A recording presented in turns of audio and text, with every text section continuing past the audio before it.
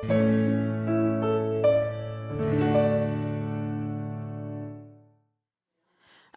través de los siglos, los cristianos han utilizado una serie de símbolos para transmitir a otros que son seguidores de Jesucristo. Algunos de estos símbolos incluyen la cruz, el signo del pez, un ancla, un cordero, un león, un pastor y la primera y últimas letras del alfabeto griego, el alfa y omega. Con respecto a estos símbolos del cristianismo y otros, el pastor Francis Schaeffer escribió estas palabras en su libro clásico, La marca del cristiano. Él dijo, a través de los siglos los hombres han desplegado muchos símbolos diferentes para mostrar que son cristianos. Ah, y llevan marcas en las solapas de sus abrigos, cadenas colgadas en el cuello, incluso tenían cortes de pelo especiales. Por supuesto, no hay nada malo con nada de esto, si uno no siente que es su vocación, pero hay un signo mucho mejor, una marca que no ha sido pensada solo como una cuestión de conveniencia para su uso en alguna ocasión especial o en una época específica. Es una marca universal que debe durar por todas las edades de la iglesia hasta que Jesús regrese. Entonces, ¿cuál es esa marca universal que Francis Schaeffer habló? Y es la que Jesús le dio a sus discípulos en Juan 13. Comenzando, él dijo, hijitos, estaré con vosotros un poco más de tiempo. Me buscaréis y como dije a los judíos, ahora también os digo a vosotros, a donde yo voy, vosotros no podéis ir. Un mandamiento nuevo os doy, que os améis los unos a los otros como yo os he amado. Así también os améis los unos a los otros. En esto conocerán todos que sois mis discípulos, si os tenéis amor los unos a los otros. Ahora, Jesús les dio estas palabras a sus discípulos en su discurso de despedida a ellos en el aposento alto, sabiendo que él iba a ser arrestado más tarde esa noche y crucificado al día siguiente. Jesús buscó preparar a sus hombres para lo que serían sus vidas sin su presencia física. Y una de las cosas que él quería que ellos supiesen era que él estaba dejando el mandamiento de amarse unos a otros. Y él dijo, al obedecer este mandamiento, todos los hombres, es decir, todos los no cristianos, sabrán que ustedes son mis discípulos. De otras palabras, de acuerdo con Jesús, amar a nuestros hermanos creyentes es la marca universal de un cristiano. Es la única característica distintiva, de hecho, la única característica distintiva por la cual todos los no cristianos están invitados por Jesús a juzgarnos en cuanto a si somos o no verdaderos cristianos. Jesús realmente dio al mundo este derecho, el derecho de mirar a las vidas de su pueblo y ver cómo nos tratamos unos a otros para determinar si somos verdaderos cristianos o no. Si no nos ven amándonos unos a otros, entonces tienen derecho a concluir que no somos seguidores de Cristo, porque aquellos que siguen a Cristo deben ser caracterizados por el amor de Cristo. Por esto es que Jesús lo hizo muy claro en el versículo 34, que al dar este mandamiento de amarse unos a otros, Él estaba dando un nuevo mandamiento. Pero el mandamiento de amar no era lo nuevo, porque había muchos lugares, en el Antiguo Testamento, donde los creyentes ya habían recibido el mandamiento de amar a los demás. Pero lo que hizo que este mandamiento de Jesús fuese nuevo no eran las palabras amarnos unos a otros, sino la forma en que debían amarse unos a otros. Usted ve, Jesús se dio a sí mismo como el estándar, el modelo por el cual debemos amarnos el uno al otro. Él dijo, un mandamiento nuevo os doy, que os améis los unos a los otros. Esto fue lo que añadió, que como yo os he amado, así también os améis los unos a los otros. Jesús se estableció a sí mismo como el modelo de amor que debemos seguir. Y su amor es el sacrificio de sí mismo por los demás. Es un amor que da. Y es un amor que no espera nada a cambio. Es un amor de humilde servicio que lava los pies de los demás. Un amor que pone a los demás primero. Y a los no cristianos se les ha dado el derecho por Jesús para observar nuestras vidas para ver si estamos siguiendo su modelo de amor o no. Ustedes ven cómo nos tratamos unos a otros o nos da a nosotros y el mensaje del Evangelio credibilidad ante un mundo observador como los verdaderos seguidores de Cristo o daña la causa de Cristo. Si nos amamos unos a otros de una manera semejante a la de Cristo, entonces les testifica de la veracidad del Evangelio, porque dice que el Evangelio funciona, que transforma a los pecadores en santos, que ha traído a la gente de diversas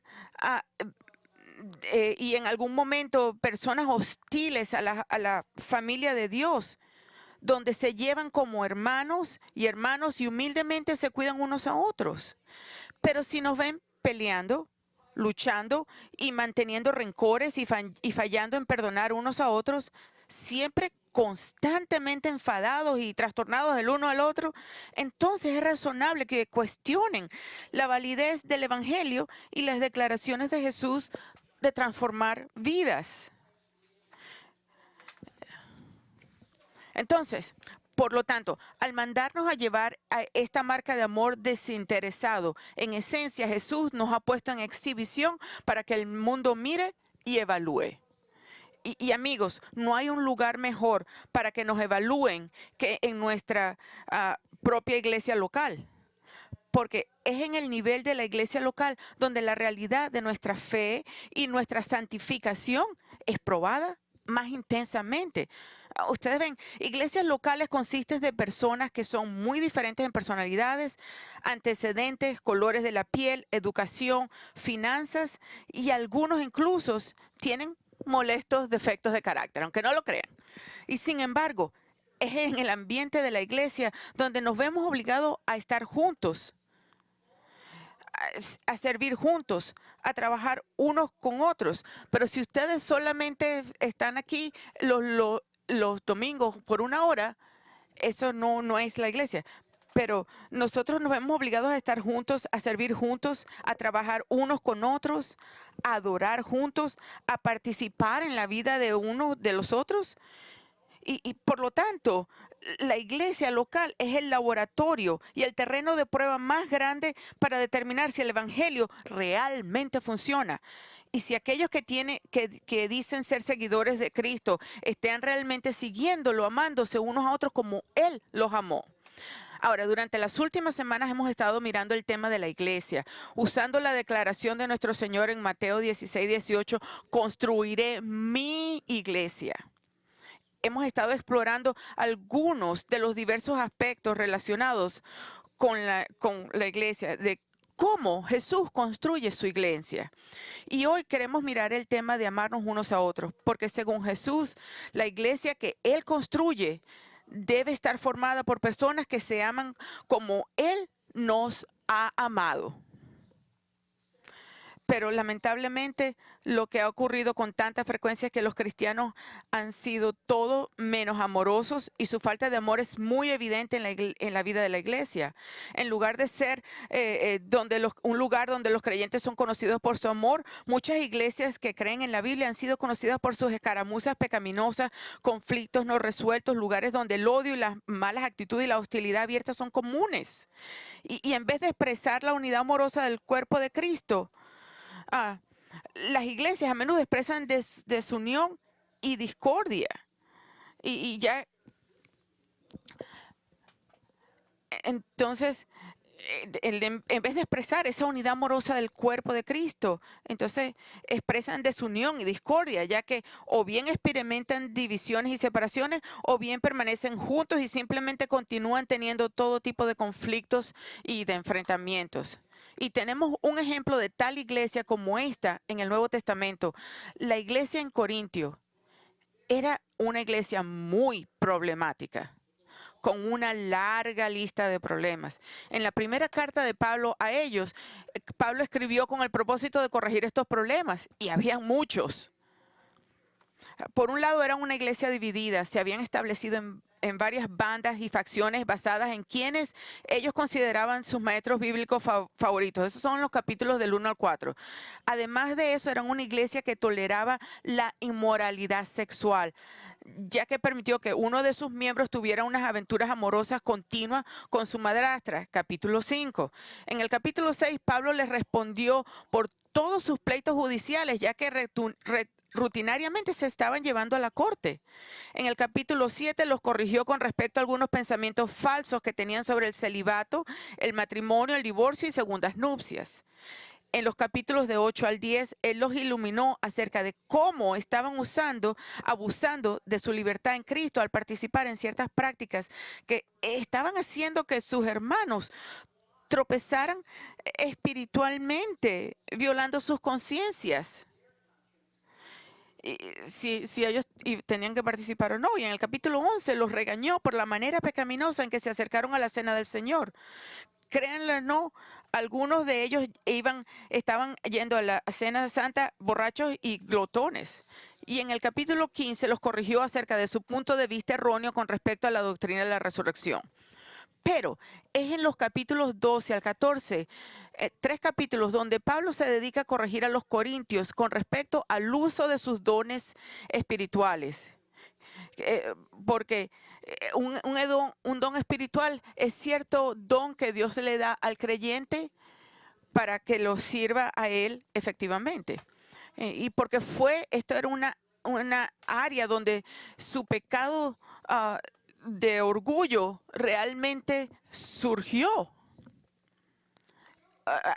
Algunos de estos dones eran para poder servir, eran de naturaleza pública y tienen que ver con la posibilidad de proclamar verbalmente la palabra de Dios, como los dones de la enseñanza y la predicación, y en aquellos días los dones de las lenguas. Y otros dones son de naturaleza menos pública y son más orientados a detrás de la escena, más como el don de ayudar y alentar a otros, simplemente mostrar misericordia. Ahora, Pablo enseñó que Dios distribuye soberanamente estos dones, de modo que no depende de ningún cristiano determinar qué dones él o ella tenían.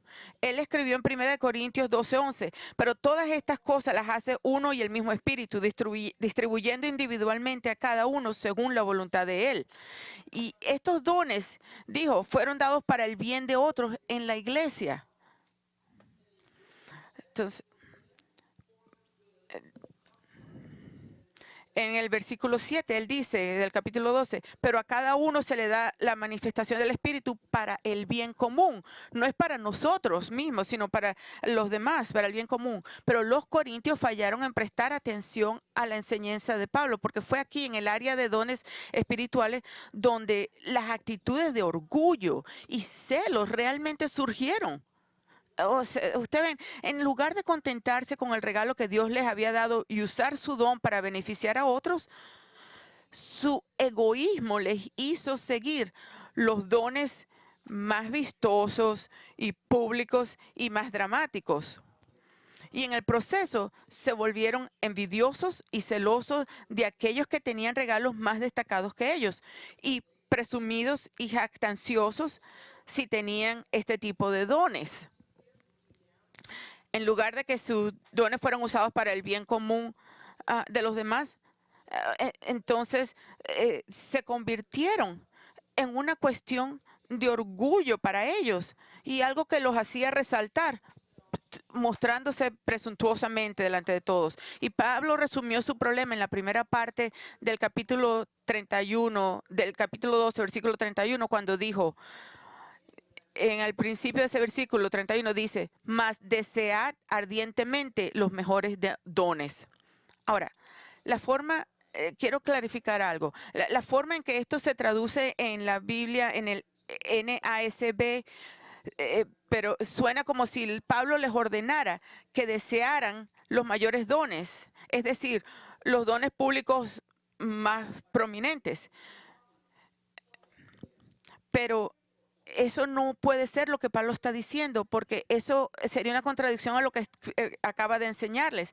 Y ya les había dicho que Dios soberanamente otorga estos dones y que no dependía de ellos determinar qué dones tienen. Entonces, Pablo no puede ciertamente ordenarles ahora que deseen ciertos dones más grandes.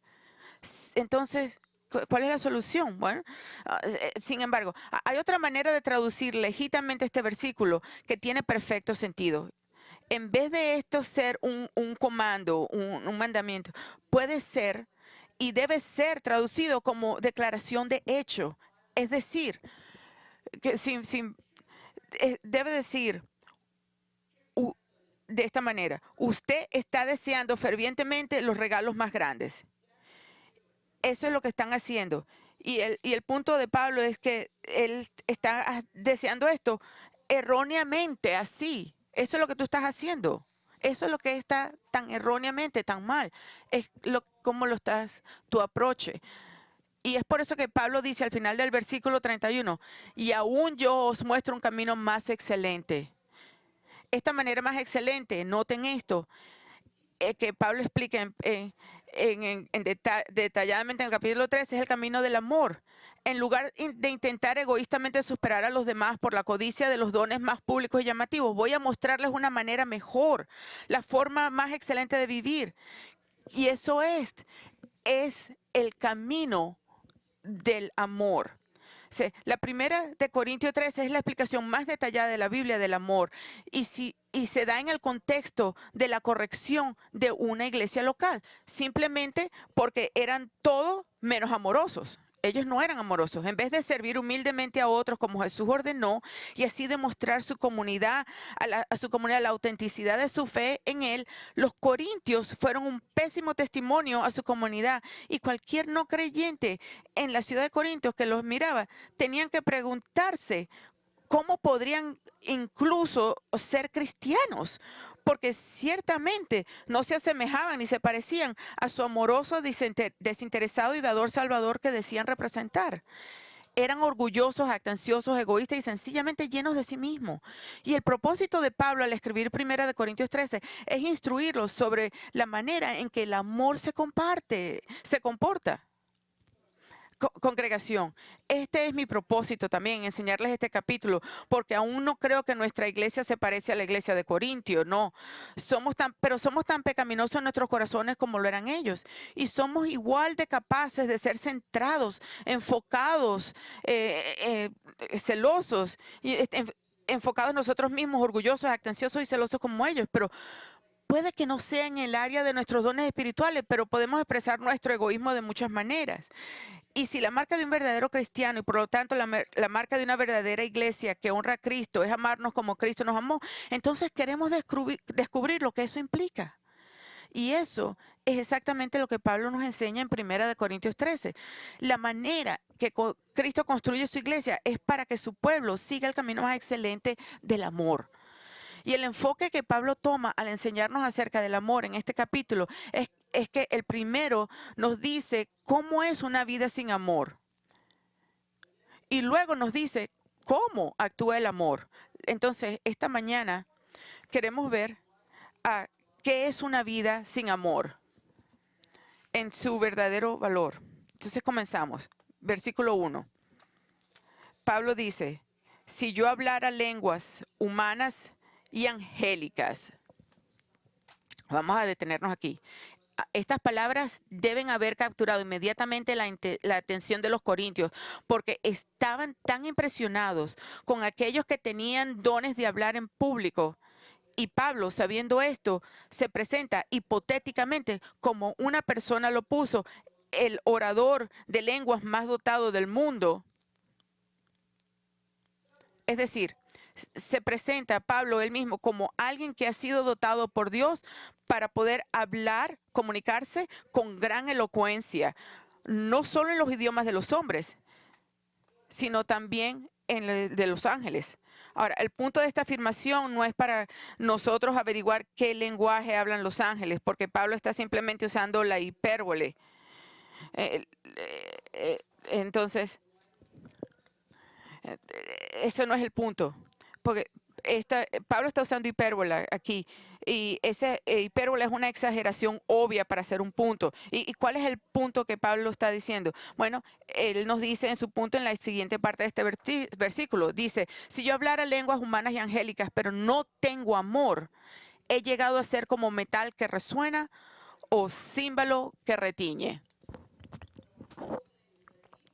Ahora, lo que Pablo está diciendo es que incluso si él fuera el mayor orador público del mundo, capaz de apoderarse de las almas de las personas con sus palabras, capaz de captar sus mentes con una gran elocuencia verbal, capaz de mover a una audiencia por su expresividad, aunque pudiera hacer todo eso, sin embargo, si no hablaba con amor y preocupación por quienes lo escuchaban, eventualmente, no importa qué tan buen orador él fuera, él se convertiría para aquellos que lo escuchan simplemente en un ruido fuerte y molesto, un ruidoso gongo o un platillo, un símbolo resonante.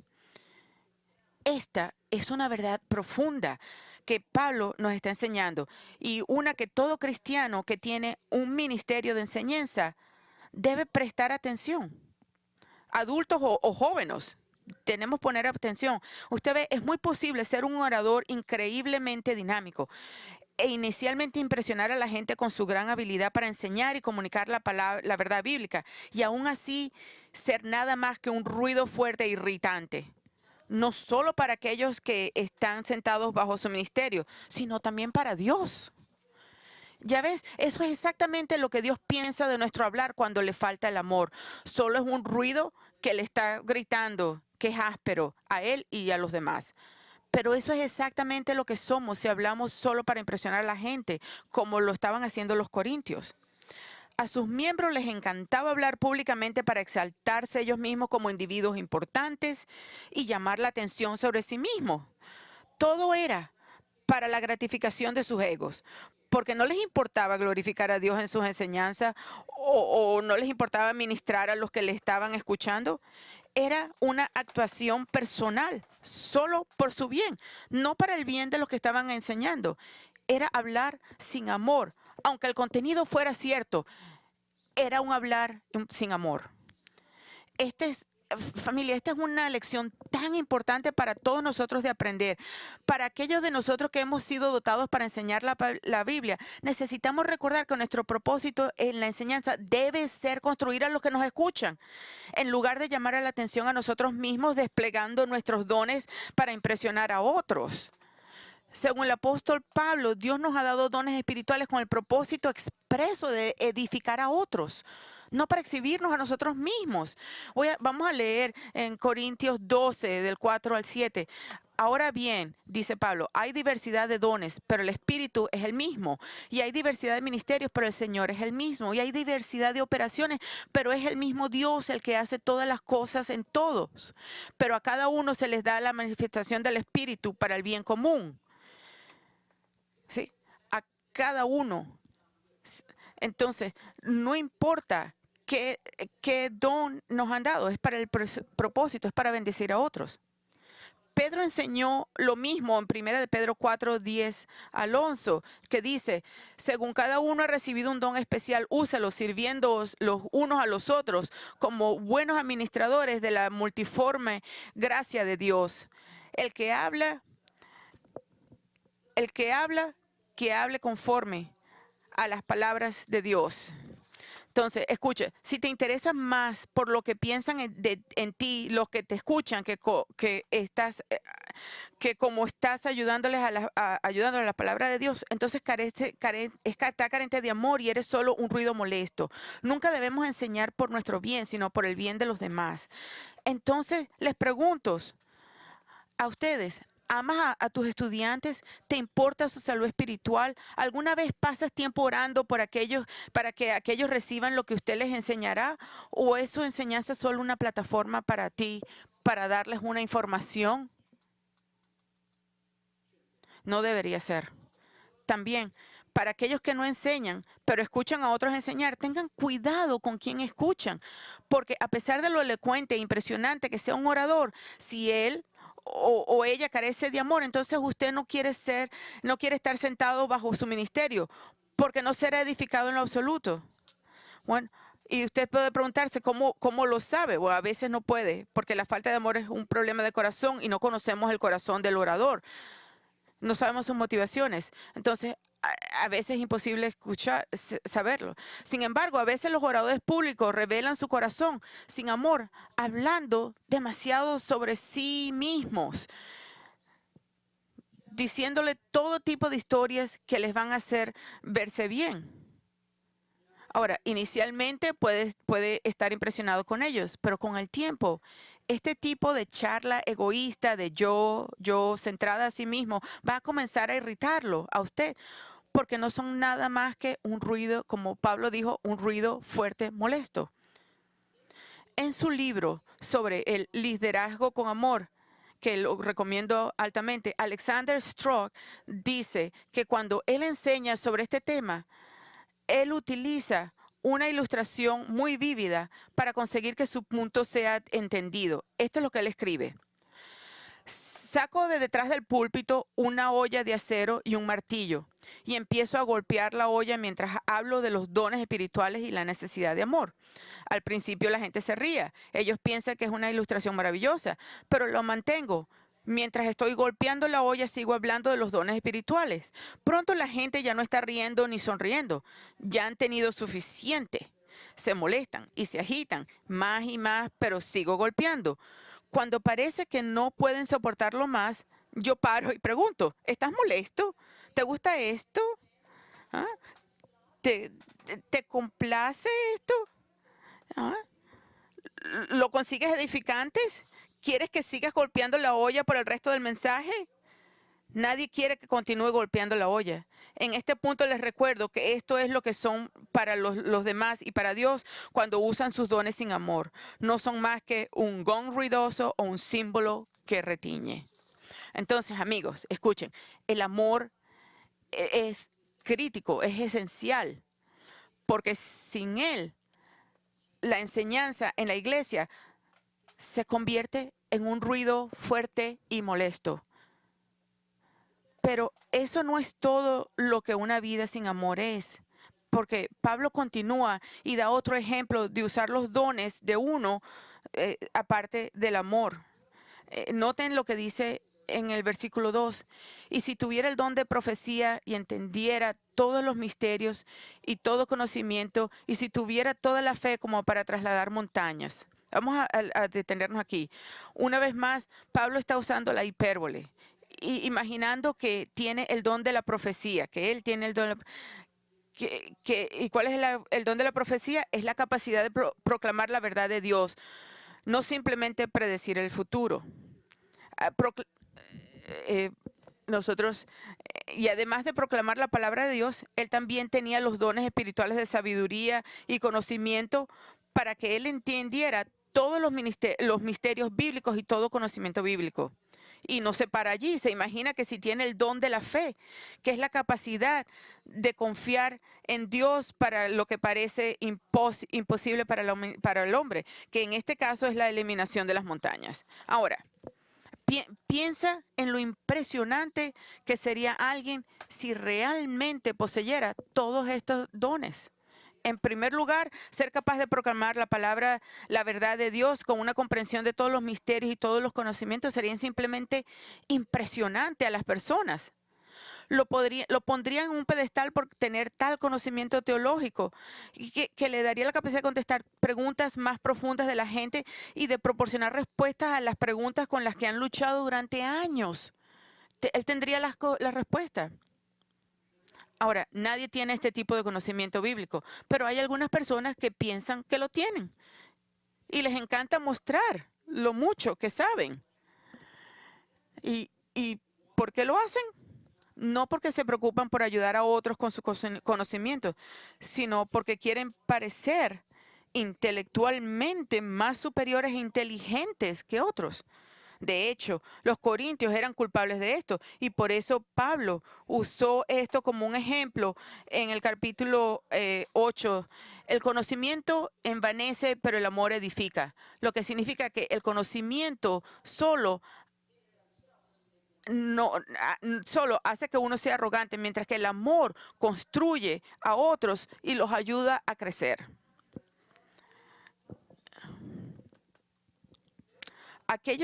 Los que tienen conocimiento sin amor son orgullosos, son arrogantes, dice el apóstol, porque el conocimiento solo conduce al esnobismo intelectual, pensando que son mejores que aquellos que no poseen tal conocimiento. Y francamente, ese es el peligro que cada uno de nosotros se enfrenta, porque somos parte de una iglesia donde se enfatiza la doctrina bíblica todas las semanas. Y si no tenemos cuidado, el conocimiento de tanta doctrina puede conducir a un ego inflado que hace pensar que son mucho mejores que otros que no conocen la teología quizás tanto como nosotros. Y si eso sucede, entonces estamos en peligros de ser una iglesia llena de snobs teólicos que piensan que son demasiado importantes para servir a otros con amor. Pero la verdad del asunto de que alguien con este tipo de arrogancia debe ser bíblicamente informado, se ha engañado a sí mismo o ella misma en el pensamiento de que son más espirituales que otros. Pero en la realidad es que mientras pueden pensar que son más espirituales y mejores que otros, en realidad no son nada en términos de ser útil a Dios, nada. Sus ministerios cuentan como cero, nada, zip. Pablo dice, si tengo todo tipo de habilidades proféticas y soy capaz de entender todos los misterios bíblicos y poseer todo conocimiento bíblico, pero no tengo amor, yo soy nada, nada. Imagina pensar tan bien de ti mismo y sin embargo no ser nada. Qué decepción. Eso es lo que los estudios bíblicos sin amor y los maestros de la Biblia sin amor son. Carecen de valor para los demás porque un cristianismo sin amor, por brillante que sea esa persona, no ministra al pueblo de Dios y simplemente se exalta a sí mismo. Como alguien lo ha dicho, y una cabeza llena con un corazón vacío no vale nada. Eso es exactamente lo que Pablo está diciendo. Una cabeza llena con un corazón vacío no vale nada. Pero volviendo al versículo 2 de nuevo, noten que Pablo también habla hipotéticamente de tener el don de la fe, ser capaz de confiar en Dios para lo que es imposible. Piense en lo impresionante que este don sería para los demás. Con este don uno podría realizar todo tipo de milagros. Con este don uno podría orar para que la gente fuera sanada y ellos serían sanados. Y alguien podría orar para obtener el dinero necesario y lo obtendría. Con este don uno podría conquistar con valentía los difíciles campos misioneros para Cristo y superar todo tipo de obstáculos. Usted ve, todos estos logros de la fe sacarían los elogios de otros porque son espectaculares y especiales. Son supernaturales. Pero Pablo dice que incluso estas increíbles manifestaciones de fe, si no están acompañadas por el amor, no valen nada.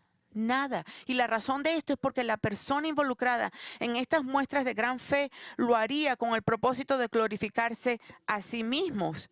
Mírenme a mí. Eso es todo. No enriquecer la vida de los demás. Ellos ejercerían su gran fe para la alabanza de los hombres en vez de hacerlo para alabar a Dios y la edificación de su gente. Escuchen. Tengan mucho cuidado con los que dicen hacer grandes cosas por Dios. Las personas que se jactan de estas cosas no son gigantes espirituales. Son don nadies. Los que son gigantescos en la fe no hablan de eso. Son don nadies espirituales que buscan solo ganar atención y prestigio y a veces ellos dicen estas cosas para obtener dinero. Pablo dice que en lo que Dios se refiere no son nada. Entonces, una vida sin amor no es más que un fuerte y molesto ruido que no logra nada de ningún valor espiritual. Pero Pablo no termina aquí porque en el versículo siguiente habla de otra situación hipotética que impresionaría a otros, pero no produciría nada de significado espiritual si se hace sin amor. No, observen lo que Pablo dice después en el versículo 3. Y si diera todos mis bienes para dar de comer a los pobres y si entregara mi cuerpo para ser quemado, pero no tengo amor, de nada me aprovecha. Pablo ya ha hablado acerca de la predicación sin amor, el conocimiento sin amor, la fe sin amor. Y continuando con este versículo, él ahora habla de dar sin amor. Continúa hablando de forma hipotética concerniente a poseer el don espiritual de dar, que es la capacidad de dar mucho. Hay un, es un don espiritual, y Pablo presenta dos cuadros de extremos. Primero, él se imagina a sí mismo en un gran gesto, vendiendo todo lo que tiene, su casa, sus posesiones, su ropa, para alimentar a los pobres. Así que ahora no tiene nada. Se reduce a vivir en absoluta pobreza. Lo dio todo. Qué increíble sacrificio ha hecho. Pero escuchen atentamente. Incluso este sacrificio extremo de dar todas tus posesiones no significa nada para Dios si no se hace por amor a la familia de Dios. Ahora, usted puede preguntarse cómo algo como esto no puede ser amoroso. ¿Ah? Bueno, la gente da cosas todo el tiempo y las regalan, y a veces hacen grandes sacrificios personales para impresionar a otros con su generosidad. Y vemos esto ilustrado en la Biblia, en la historia de Ananías y su esposa Zafira, dos miembros de la iglesia en Jerusalén. Ahora, la historia acerca de estas dos personas comienza realmente al final del capítulo 4 del libro de Hechos, y que explica lo que hicieron. Comenzando en el versículo 32. La congregación de los creyentes era de un corazón y un alma. Es la iglesia de Jerusalén. Y ninguno decía ser suyo lo que poseía, sino que todas las cosas eran de propiedad común. Con gran poder los apóstoles daban testimonio de la resurrección del Señor Jesús, y abundante gracia había sido sobre todos ellos. Escuchan, no había pues ninguna necesidad entre ellos, porque todos los que poseían tierras o casas las vendían, traían el precio de lo vendido y lo depositaban a los pies de los apóstoles, y se distribuía a cada uno según su necesidad. Y ahora, y José, un levita natural de Chipre, a quien también los apóstoles llamaban Bernabé, que traducido significa hijo de consolación, poseía un campo y lo vendió, y trajo el dinero y lo depositó a los pies de los apóstoles. Y eso era lo que estaba sucediendo en la iglesia de Jerusalén. Las personas estaban vendiendo lo que tenían y lo traían a los apóstoles para distribuirlo a como se necesitara. Ahora, Ananías y Zafira fueron parte de esta iglesia y vieron todo este asombroso don que fue hecho por amor para satisfacer las necesidades de aquellos que eran pobres en su congregación. Entonces, ellos decidieron que harían eso también. Entonces continuamos en el capítulo 5, versículo 1. Pero cierto hombre llamado Ananías, con Zafira, su mujer, vendió una propiedad y se quedó con parte del precio. Sabiéndolo también su mujer, y trayendo la otra parte, la puso a los pies de los apóstoles. Mas Pedro dijo: Ananías, ¿por qué ha llenado Satanás tu corazón para mentir al Espíritu Santo y quedarte con parte del precio del terreno? Mientras estaba sin venderse, no te pertenecía, y después de vendida no estaba bajo tu poder. ¿Por qué concebiste este asunto en tu corazón? No has mentido a los hombres, sino a Dios. Al oír Ananías estas palabras, cayó y expiró. Y vino un gran temor sobre todos los que lo supieron. Y los jóvenes se levantaron y lo cubrieron, y sacándolo le dieron sepultura. La historia continúa, que también le sucedió a su esposa Zafira. Usted ve, sus motivos no era el amor, sino el reconocimiento de sus compañeros. Querían impresionar a la gente de su iglesia pretendiendo ser increíblemente generosos, pero no solo mienten sobre la cantidad de dinero que recibieron por su propiedad. No les importaba a los pobres, no les importaba el Señor, solamente les importaba a ellos mismos y su apariencia delante de otros. Entonces, en este sentido, ellos eran como los fariseos, de quienes Jesús dijo en Mateo 6, Versículo 1 dice, cuidad de no practicar vuestra justicia delante de los hombres para ser vistos por ellos. De otra manera no tendréis recompensa de vuestro Padre que está en los cielos. Por eso, cuando des limosna, no toques trompeta delante de ti, como hacen los hipócritas en las sinagogas y en las calles, para ser alabados por los hombres.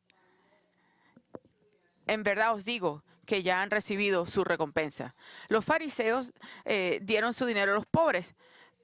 Ellos lo hacían todo el tiempo, pero dijo Jesús, para ser honrados por los hombres. Es decir, ellos querían que otros lo consideraran como hombres generosos, tanto así que Jesús dijo que cuando daban su dinero, sonaban una trompeta anunciando a todos lo que estaban dando. Estoy dando, miren esto. Lo que estaban haciendo era anunciar su justicia, pero en realidad era una una falsa rectitud, porque no dieron dinero por amor, no les importaba nadie, sino lo daban por el deseo de impresionar a otros y simplemente para llamar la atención sobre sí mismo. Y es por eso que en los siguientes versos Jesús nos instruye a sus discípulos, a nosotros, que no busquemos ningún reconocimiento humano cuando damos. Él dice en versículo 3, pero tú cuando des al pobre, a la limosna, que no sepa tu mano izquierda lo que hace tu derecha, para que tu limosna sea en secreto y tu Padre que ve en lo secreto te recompensará. Esta es la forma en que debemos dar, si realmente estamos dando de amor por ayudar a los demás. Lejos de soplar nuestra propia trompeta en busca de la alabanza de los hombres, nuestra donación debe ser tan privada que ni siquiera nuestra mano derecha debe saber lo que nuestra mano izquierda está haciendo, para que no busquen reunirse para aplaudirse. Ahora, esto no significa que nunca nadie debería saber acerca de su donación, porque algunas donaciones no pueden mantenerse completamente confidenciales. Y ese no es el punto de nuestro Señor. Su punto no es sobre el secreto de nuestra donación, sino sobre la motivación de nuestro dar. Y es el mismo punto que Pablo está haciendo en 1 Corintios 13. Puedes regalar todo tu dinero y posesiones para la causa digna de alimentar a los pobres.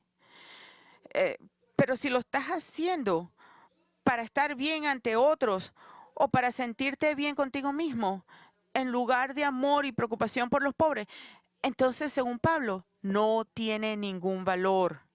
Él dijo, de nada me aprovecha, es inútil, es sin valor en lo que se concierne a Dios. No hay ninguna recompensa de Dios por dar sin amor, no importa cuán grande es el sacrificio. Tú querías el aplauso del hombre y lo tuviste y eso es todo. De hecho, en el siguiente cuadro hipotético o foto que Pablo presenta de donación extrema o extravagante, habla de sí mismo haciendo el sacrificio supremo, su vida. Dice, y si entregara mi cuerpo para ser quemado, pero no tengo amor, de nada me aprovecha. Aquí Pablo se imagina a sí mismo dando su cuerpo a las llamas, es decir, las llamas de morir como mártir de su fe, quemado en la hoguera, como tantos cristianos en la historia de la iglesia experimentarían más tarde. Pero dice, aunque ofrezca el sacrificio supremo, su vida, pero no lo hace por amor, para dar valor a los hermanos y creyentes y como un testimonio evangélico para los no salvos, entonces su martirio es sin valor. Ahora, usted puede preguntarse, ¿cómo alguien podría dar su cuerpo para morir por la fe y que no sea algo bueno? ¿Cómo alguien puede dar su vida con la motivación equivocada? Y la respuesta es que hay algunos cristianos que en cierta medida disfrutan sufriendo por la fe y estarán encantados de contarles lo mucho que han sufrido, porque les hace un héroe en sus ojos. Su sufrimiento por Cristo mejora su reputación como alguien altamente dedicado y comprometido al Señor. Por lo tanto, su sufrimiento está motivado por un deseo de ser altamente reconocido en lugar de por el amor. Sí, podrías decir, puedes ver eso, pero el sufrimiento es una cosa, morir es otra. ¿Por qué alguien moriría voluntariamente por su fe, por la motivación equivocada? Bueno, se ha hecho muchas veces en la historia de la iglesia. Escuche estas palabras de un erudito bíblico familiarizado con las acciones de los mártires en la historia de la iglesia. Él escribe esto: en los primeros años del cristianismo, convertirse en un mártir se convirtió a veces en un medio de alcanzar gran fama. Un historiador comenta que pronto fue claro para todos los cristianos que la fama y el honor extraordinarios se unieron al martirio. Algunos mártires, como Ignacio, fueron bañados con adulación antes de su martirio. No es que Ignacio haya buscado el martirio para la alabanza personal, pero él ilustró que podría ser una tentación para algunos de buscar ser inmortalizados en los anales de la historia de la iglesia como un mártir para Cristo. Escuchen, incluso el último sacrificio, el más grande sacrificio de dar su vida, si no está motivado por el amor a los demás, Dios dice, es totalmente inútil. Solo es un espectáculo religioso para hacerte lucir bien. Ahora, considera lo que los corintios deben haber pensado acerca de estas palabras de Pablo, acerca de la inutilidad de una vida que carece de amor. Ellos debieron estar aturdidos porque todo lo que Pablo escribió habló de ellos y de su forma de pensar y de vivir. Porque él les dijo, les enseño una manera más excelente. Todo lo que hicieron al usar sus dones espirituales fue para impresionar a otros. Eran egocéntricos y egoístas. Y esto es lo más triste. Y ni siquiera se dieron cuenta. Su orgullo los había cegado a su pecado. Y lo realmente triste de esto es que todo el servicio de ellos de nada le aprovecharon porque Dios no estaba impresionado en lo absoluto. Los hombres quizás, pero Pablo dice que la falta de amor no produce nada de valor para Dios y no recibe nada de valor de Dios. Ahora, si usted es un cristiano, entonces usted ha nacido otra vez, se ha vuelto a Cristo por la salvación, el perdón de su pecado. Entonces usted quiere aprender de los corintios. Y la lección es, no seas como ellos. No seas como ellos. Es fácil engañarte a ti mismo como ellos se engañaron a ellos mismos y pensar que estás haciendo grandes cosas para servir a Dios cuando en realidad tu servicio no está motivado por el amor a los demás. Está motivado por hacerte sentirte bien contigo mismo o por verte bien en los ojos de los demás o tal vez ambos. Pero entonces examina tu corazón para ver si tu vida y tu servicio están motivados por el amor divino por los demás o por el amor pecaminoso por sí mismo.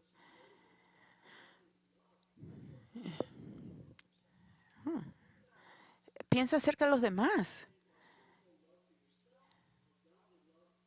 ¿Y dónde está motivado? Y dónde está motivado por el pecado, entonces arrepiéntete. No te deprimas.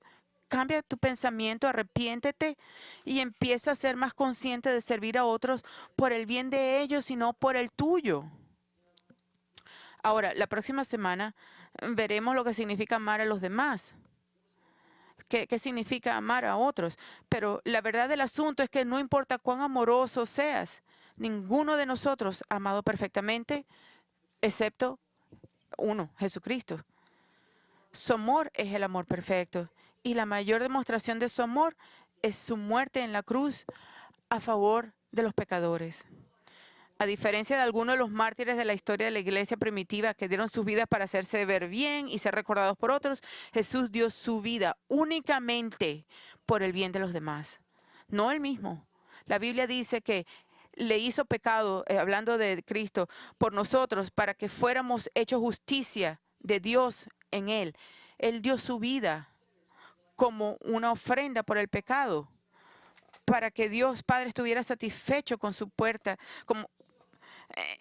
Entonces, nosotros deberíamos haber sido tratados así, pero nosotros que somos pecadores, nosotros hemos hecho justicia de Dios en Él.